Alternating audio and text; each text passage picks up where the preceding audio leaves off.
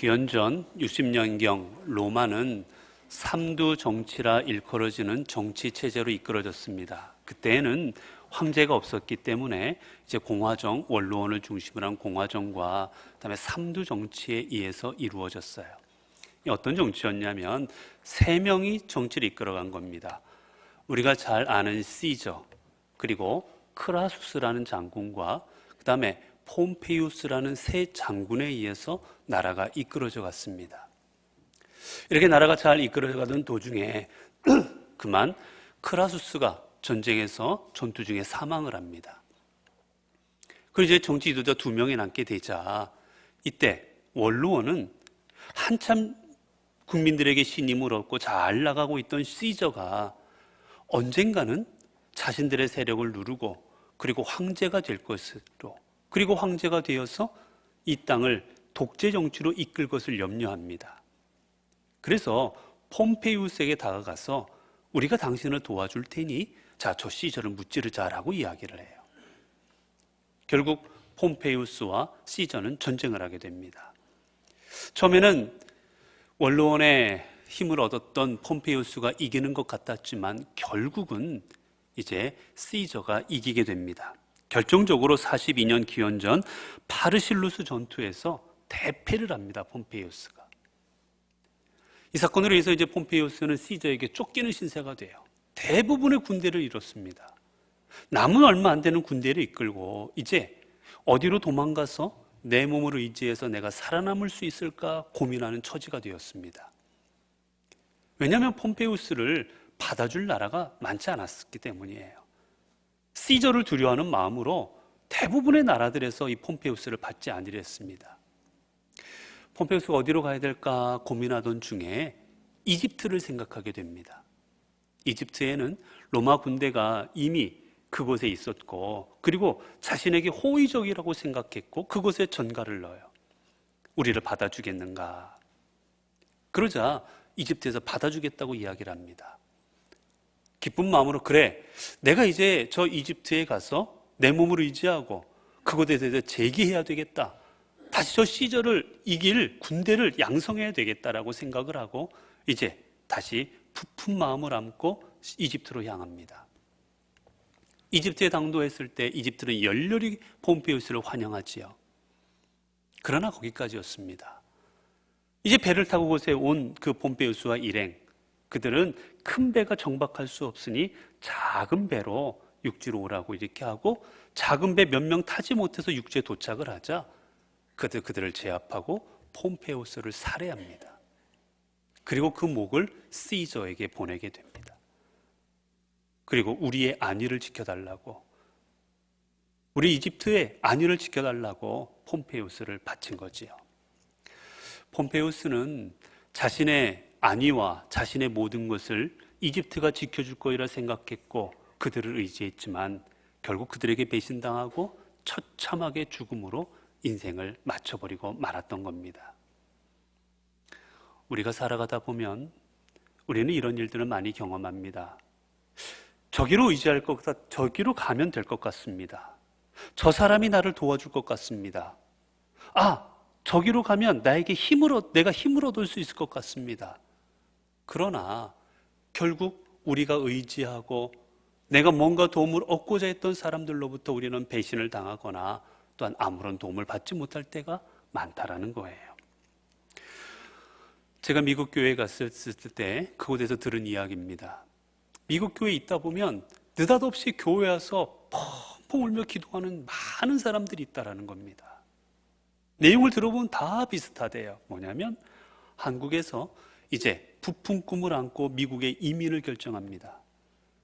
한국에서 집을 팔고 가진 것들을 다 이제 정리를 한 다음에 이제 미국으로 가서 그곳에서 새로운 삶을 시작하려고 미국으로 오게 됩니다. 돈은 가지고 왔지만 미국에 정작 도착하면 뭘 해야 될지 모르는 겁니다. 언어도 소통이 안 되지요. 관공서나 이런 것들에서 서류 하나 작성하지도 못하겠지요. 뭘 해야 될지를 모르고 캄캄한 상황입니다.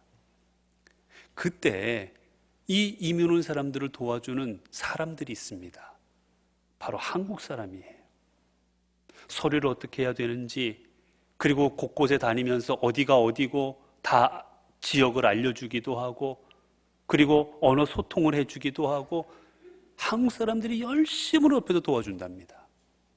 그러면 이제 이민 온 사람들이 한국 사람을 믿고 이제 자신의 재산을 맡겨서 건물을 사든지 임대를 하든지 한다고 합니다. 그러면 10중 8구 사기당한다는 겁니다.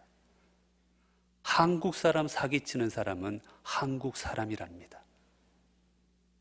내가 믿고 같은 동족이기에, 같은 처지기에 이국 땅에 와 있으니까 같은 마음으로 날 도와줄 줄 알고 그들을 의지했지만 결국 그들이 사기친다라는 거예요. 요즘에 한 연예인이 마약으로 인해서 떠들썩합니다. 이 마약 문제가 이제 사회 문제로 떠올랐는데, 이전만 하더라도 한국 사회는 마약으로부터 청정지역이라 불렸습니다. 극소수의 사람들만이 마약을 접했지 대다수의 사람들은 마약을 가까이 하지 않았습니다. 근데 요즘은 10대, 20대 젊은 사람들에게까지 마약이 얼마나 퍼져나간지 모릅니다. 마약을 접하는 인구수가 기하급수적으로 늘어나고 있습니다. 그런데 그들에게 어떻게 마약을 접하게 됐냐고 물어보면 대부분 답이 똑같습니다. 친구를 통해서, 아는 지인을 통해서 소개받고 마약을 시작했다라는 거예요. 난생 처음 보는 사람을 만나서 마약을 시작한 게 아니라 하면 안 될 곳에 손댄 이유가 내 가장 친했던 친구와 내가 믿었던 사람들에게 추천을 받고 그들이 같이 하자고 해서 호기심에 했다가 빠져나올 수 없는 길에 빠져들어 버리고 말았던 겁니다. 여러분, 그렇습니다. 우리는 내가 잘 알고 내가 그리고 저 사람은 나를 도와줄 수 있을 것 같지라고 신임을 했지만 결국 그 사람들로 인해서 우리의 삶은 파멸이나 아니면 시험 들거나 잘못된 길로 나아갈 수 많은 그런 일들을 우리는 경험하며 살아가고 있다라는 겁니다. 여러분, 우리는 도움을 받으러 가까운 사람들을 찾지만 사람들은 우리에게 그렇게 큰 힘이 되지 못할 때가 더 많습니다. 왜 그렇습니까? 사람이라는 존재는 탐욕의 존재예요. 죄된 존재예요. 그리고 불완전한 존재이기 때문입니다. 그렇게 우리가 사람을 의지할 때는 언제나 사람을 통해서 우리는 낙심하고 실망하게 되어 있는 겁니다. 그렇게 우리는 우리를 참된 길로 인도해주고 우리에게 진정한 도움이 되어주고 진정 우리에게 힘이 되어줄 만한 그런 사람이 우리 곁에 있다면 그 사람은 정말 행운아인 것이지요. 그래서 도종환 시인은 이런 시를 썼습니다. 벗 하나 있었으면 이라는 시입니다. 한번 들어보시지요. 마음이 울적할 때 저녁 강물 같은 벗 하나 있었으면, 날이 저무는데 마음산 그림애처럼 어두워 올 때 내 그림자 안고 조용히 흐르는 강물 같은 친구 하나 있었으면, 울리지 않는 악기처럼 마음이 비어 있을 때 낮은 소리로 내게 오는 벗 하나 있었으면, 그와 함께 노래가 되어 들에 가득 번지는 벗 하나 있었으면, 오늘도 어제처럼 고개를 다 못 넘고 지쳐 있을 때 달빛으로 다가와 등을 쓰다듬어주는 벗 하나 있었으면, 그와 함께라면 칠흑 속에서도 다시 먼 길 갈 수 있는 벗 하나 있었으면. 조정환 시인은 말합니다. 나는 이런 사람 하나 있었으면 좋겠다. 시끄럽지 않아도 그저 조용히 강물처럼 내게 다가와서 내가 힘들 때 나를 두들겨주고 내가 어려울 때 나와 함께 해주고 칠흑 같은 어둠일지라도 그 길을 함께 갈 수 있어줄 사람, 나에게 진정한 도움이 되어줄 수 있는 사람, 그런 사람 하나 있으면 좋겠다라고 시를 통해 고백하고 있는 거지요. 여러분은 이런 사람이 여러분 곁에 있으십니까? 오늘 본문에 보게 되면 이제 예수님께서 갈릴리에서 복음을 전하던 그 상황 가운데 일어났던 사건입니다. 예수님이 갈릴리 바다에서 많은 사람들에게 복음을 전했지요. 그리고 복음을 전하시고는 이제 기도하러 가십니다. 가서 기도하시는데 그때 그 자리에 제자들이 따라옵니다. 그리고 주님 앞에 이렇게 말을 합니다. 오늘 본문의 36절부터 보면 시몬과 및 그와 함께 있는 자들이 예수의 뒤를 따라가 만나서 이르되 모든 사람이 주를 찾나이다. 제자들이 주님 앞에 와서 한 얘기가 무엇이냐? 예수님, 갈릴리에 있는 많은 사람들, 그곳에 있는 모든 사람들이 지금 주님을 찾고 있습니다 라고 말하는 겁니다. 여기서 찾다라는 말은요, 그냥 있나 없나 이렇게 보는 그런 것이 아니라 내가 무엇인가를 찾으려고, 만나려고 간절한 마음으로 찾아 헤매는 겁니다. 꼭 찾겠다 하는 마음으로 찾아 헤매는 거예요. 만나면 만나고 이런 마음이 아닙니다. 기필코 만나겠다라는 마음으로 찾는 겁니다. 많은 사람들이 예수님을 기필코 만나겠다라는 마음으로 찾고 있었습니다. 왜 이들은 저 나사렛 출신 예수 그리스도를 이토록 찾았던 것일까? 왜 자신들이 잘 알지도 못하는 예수님을 이토록 찾아 헤맸던 것일까? 이유는 여기에 있습니다. 바로 예수 그리스도께서 그들에게 길과 진리와 생명이 되어주셨기 때문이에요. 예수님께서는 여러분, 주님 앞에 나오는 사람이 누구든지 간에 그들을 다 만나주셨습니다. 당신을 찾아오는 사람, 주님이 길이시요 진리시요 생명이시요 나를 구원하실 분입니다라고 고백하고 주님 앞에 나오는 사람은 어느 누구도 마다하지 않고 다 만나주시고 받아주셨습니다. 여러분, 여기 우리 복음의 지금서에 나오는 이곳은 갈릴리입니다. 갈릴리는 이 시대 가장 사람들로부터 천대받던 지역이에요. 사람들이 무시하던 지역입니다. 배우지 못했고 가진 것 없고 보잘것 없다고 해서 이들을 그 어떤 땅보다도 무시하던 땅이 바로 갈릴리입니다. 오죽하면 예수님께서 복음을 전하실 때 저 사람이 누구냐 물을 때 나사렛 출신의 예수라고 말하자 종교 지도자들과 사회 지도층들은 말합니다. 그러면 볼 것 없다. 어떻게 저 나사렛 저 천한 동네에서 선지자가 나올 수 있겠느냐? 뛰어난 것 같지만 저 사람은 선지자도 될 수 없고 하나님이 보낸 사람도 될 수가 없다라고 판단을 합니다. 이유는 나사렛 출신이었기 때문입니다. 그 정도로 천대받던 데가 나사렛 이 갈릴리 지역이었어요. 어느 누구도 이곳에 와서 복음을 전하고 이곳에 와서 그들에게 하나님께서 여러분에게 이렇게 살라 하십니다 증거하는 사람이 없었습니다. 이들을 받아주지도 않았습니다. 그런데 주님께서는 배운 것도 없고 가진 것도 없고 아무것도 없는 세상으로부터 천대받던 이들을 받아주시고 이들을 만나주시고 이들에게 복음을 전하셨던 겁니다. 여러분, 이게 바로 주님의 은혜입니다.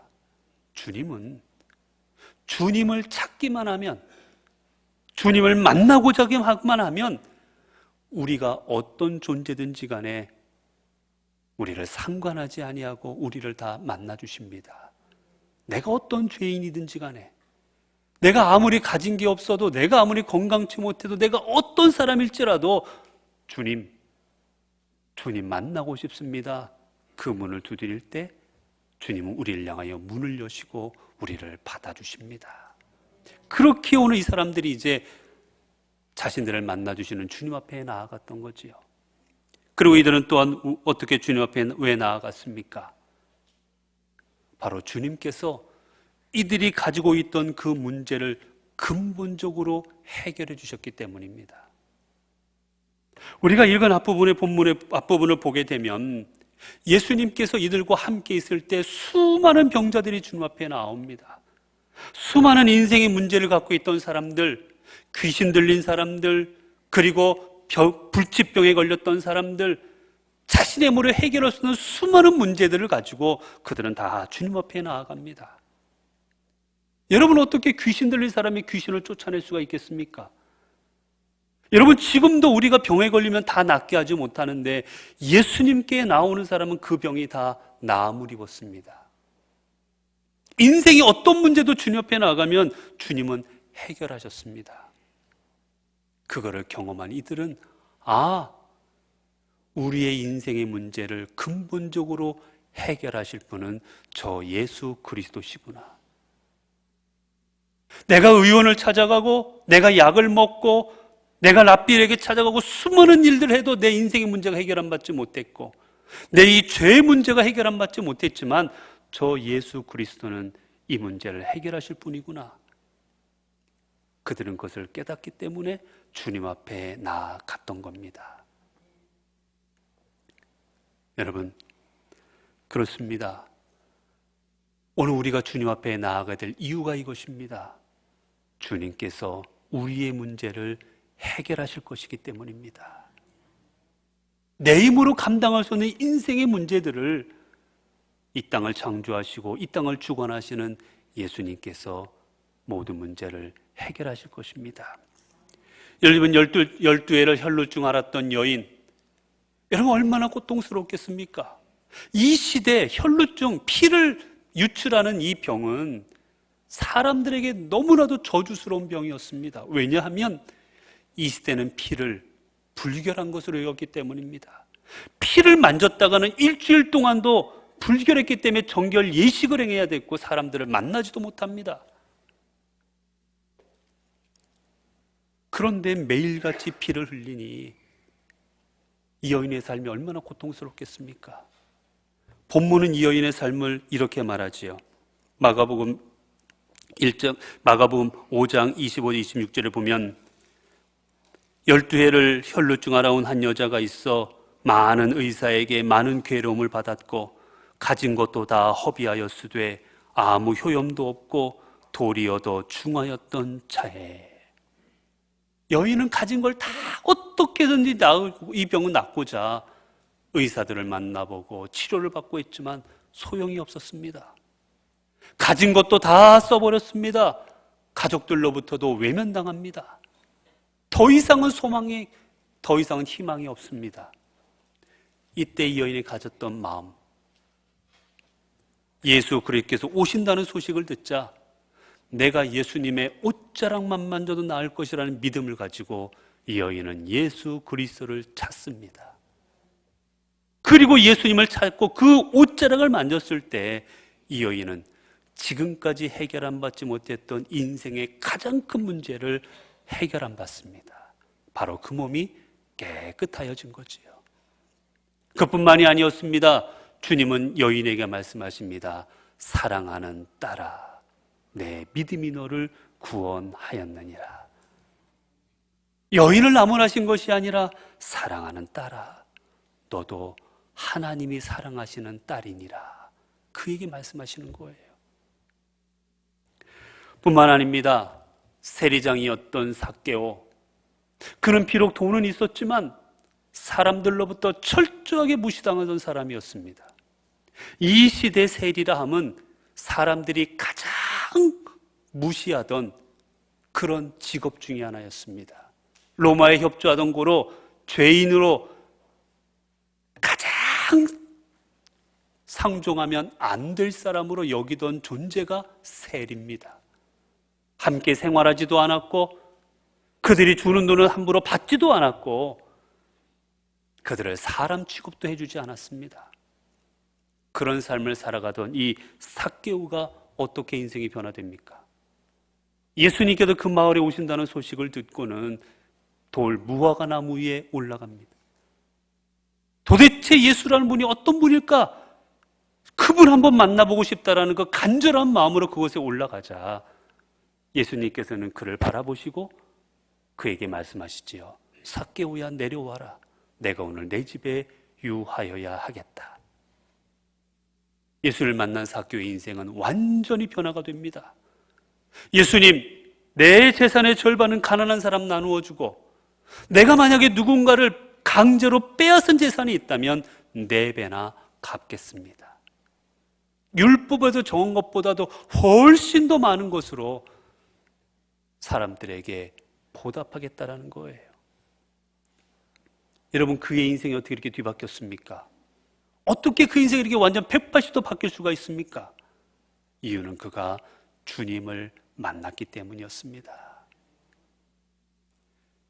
아무리 돈이 있어도 자신이 해결해줬던 이 인생의 문제를 주님을 만나고 나자 그는 해결 안 받았고, 결국 주님으로부터 너도 아브라함의 자손이더라는 말씀을 들을 수가 있었던 거예요. 여러분, 그렇습니다. 우리가 주님을 찾을 때 주님은 우리를 만나십니다. 그래서 예레미야 29장 13절을 보면 너희가 전심으로 나를 찾고 찾으면 나를 만나리라 말씀하여 주셨습니다. 너희가 전심으로 내 마음을 다하여 나를 찾으면 나를 만날 것이다.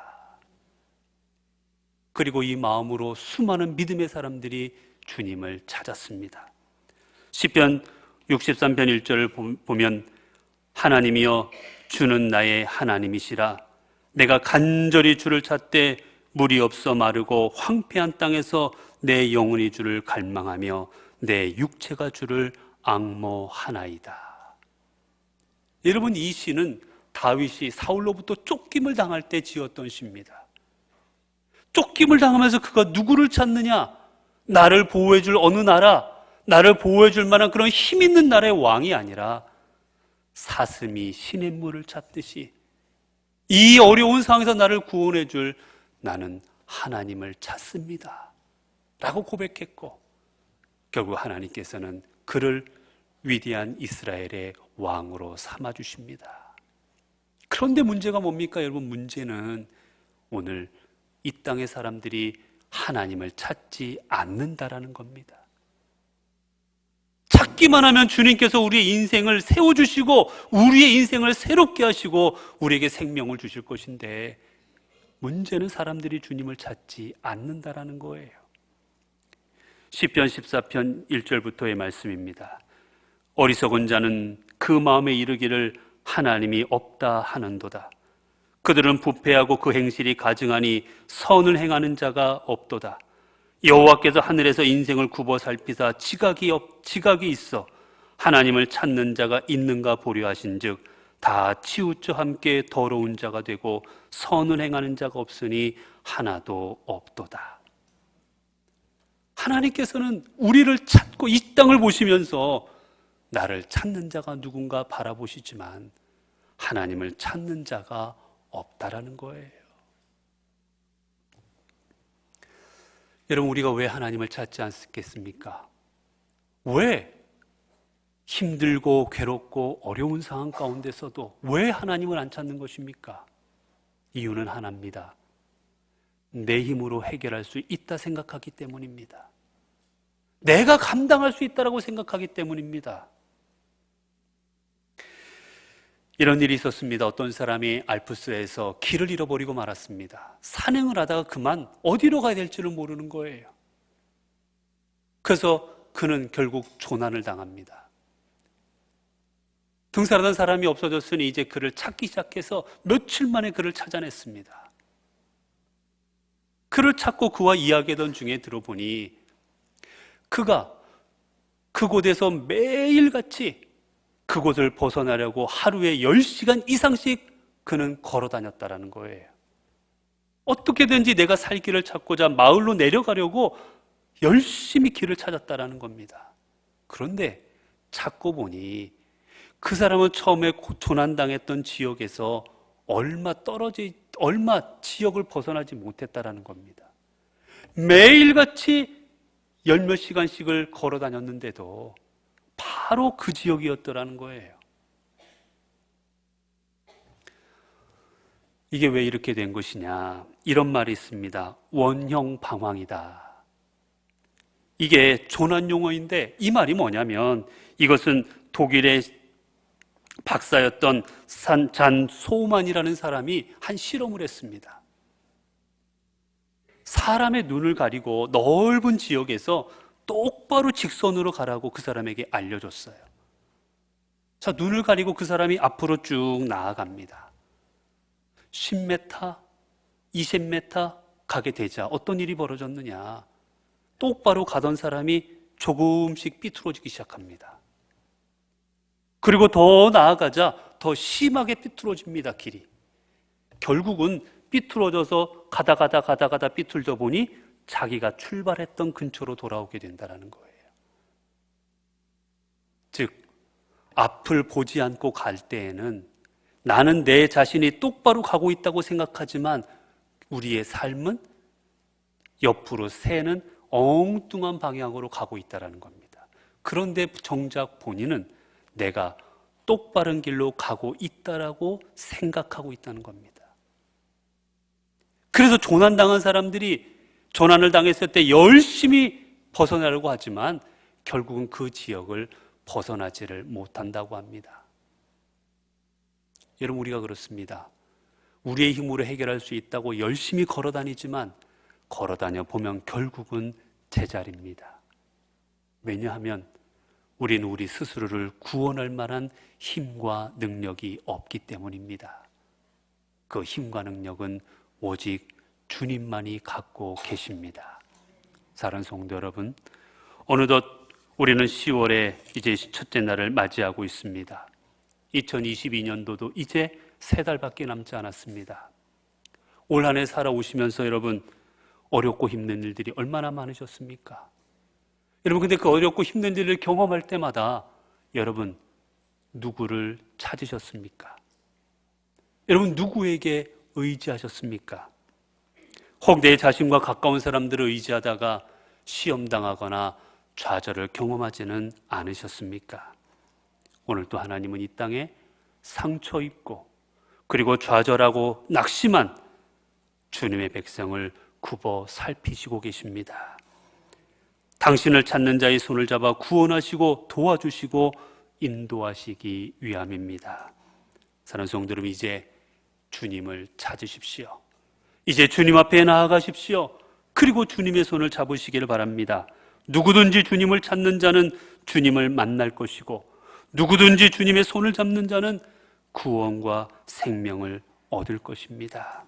우리 주님은 바로 세상의 그 누구보다 우리를 사랑하시는 분이시기 때문입니다. 기도하시겠습니다. 은혜로우신 하나님, 우리 주님께서는 저희들을 주님의 자녀로 삼으시고 저희들을 주님의 길로, 은혜의 길로 늘 인도하여 주심에 감사를 드립니다. 그러나 저희들은 하나님의 은혜를 깨닫지 못하고 내 마음대로 내 뜻대로 살아갈 때가 너무나도 많았습니다. 이 땅에서 어려움을 당할 때도 하나님께서 우리를 굽어 살피시며 내가 너를 도와줄게 라고 말씀하시지만 우리는 하나님 내 힘으로 할 수 있습니다, 내 능력으로 할게요 라고 말하며 우리 스스로를 믿고 내 주위 사람들을 믿고 그렇게 주님을 외면하며 살아올 때가 많았습니다. 결국 노력했지만 우리에는 실패와 좌절과 낙심의 자리에서 벗어날 수가 없었습니다. 하나님, 이제 주님을 바라보기를 원합니다. 우리를 바라보시는 주님을 향하여 오늘 또 우리의 손을 내밀고 주님 손 붙잡기를 원합니다. 그래서 주님으로 인하여 힘을 얻고 주님으로 인하여 세워지고 주님으로 인하여 우리의 문제가 해결함 받는 삶을 살아가게 하옵소서. 우리 주 예수 그리스도 이름으로 기도드리옵나이다. 아멘.